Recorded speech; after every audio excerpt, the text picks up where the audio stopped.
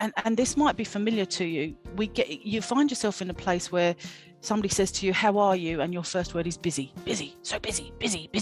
And there was a great piece of work out of the States early in the pandemic that told us that busy had become a very accelerated achievement lens. So if I'm busy, then that's great, isn't it? Because I'm achieving lots. So suddenly we've got like busy, and the article was it was a beautiful article, and it said things like, people go, well, I got up at 5 because I had so much to do, and somebody said, well, I didn't go to bed because I had so much to do. And what we try to do is trump each other in our busyness, And so in this state of busy, I lose sight of my people. So if I run an example of that, if I'm a leader and I'm always rushing, so if I'm physically with you and I'm rushing past you, or if we're on a call and I'm rushing off the call to my next call, the message that gives to the people who work with me is, you don't have time for me, you're just really important and I can't ask you. And then suddenly what's happening is I'm giving a message about what my purpose is, and my purpose is to achieve stuff and be busy. There might also be an element of being important. I'm very important, so I'm busy. The article talked about that sense of importance and busyness and how those two things come together. So I think in my parallel paths, it becomes hard for leaders, because I have to think about, how do I serve the purpose of the organization well? And Berys will talk about this sense of finding the connection between your purpose and the purpose of the organization, because that, like, magic happens when you get to that. Magic absolutely happens. So as a leader, you have to serve the purpose of the organization, and you have to serve the purpose of leadership, which is a role that embraces, encompasses, cares about, and helps the people that are working with you. So I have to have a core belief that if I'm a leader who cares, I'll take that back. If I'm a leader who believes that my purpose centers around the people, I will focus on, how do I help them be the best they can be?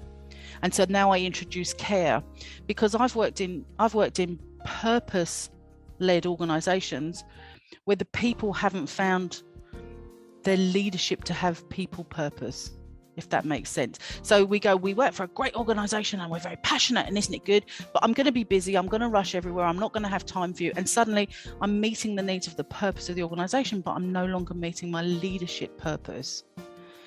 And so this is hard, because you can get into a business case type debate around, if you're going to care, isn't that soft? Or if you're going to be very caring and loving with your staff, isn't that too fluffy? Do people not take advantage of it? And you'll get into all sorts of thinking or discussion around it. But we know, all the research tells us, happy people work really well. Happy people have more creative thought. Happy people have better outcomes. Happy people want to work with each other. The key to happiness is how much you care for me. I will be happy if I go to a place or spend time in a place where people care about me.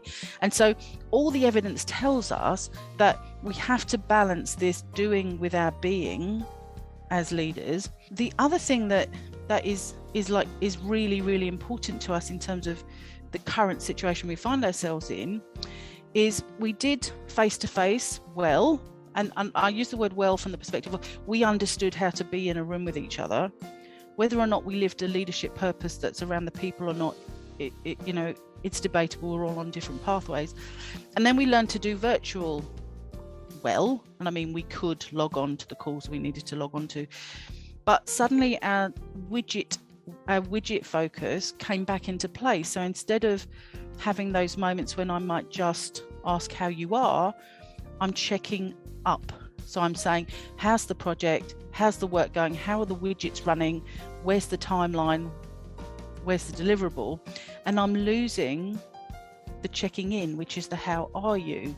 And so as we ease into this now hybrid environment, where we'll have some people in front of us and some people who are not in front of us, we're going to have to learn how to wrap our purpose around that hybrid way of interacting with each other. In the current climate, those incidental moments are missing. So what would be a really quick salve becomes something that somebody might sit on overnight and worry about and get concerned about, and then by tomorrow it's a whole different beast that they're dealing with. So my positioning for you to think about is, how much of your leadership time is spent doing stuff versus how much of your leadership time is spent being with your people? And are you clear about how you serve the organizational purpose and how you serve your leadership purpose? And they're hard things to do, but they're questions that we have to ask ourselves, because they change the way we orient to the teams we work with, and they change the language we use, and they change the decisions we make.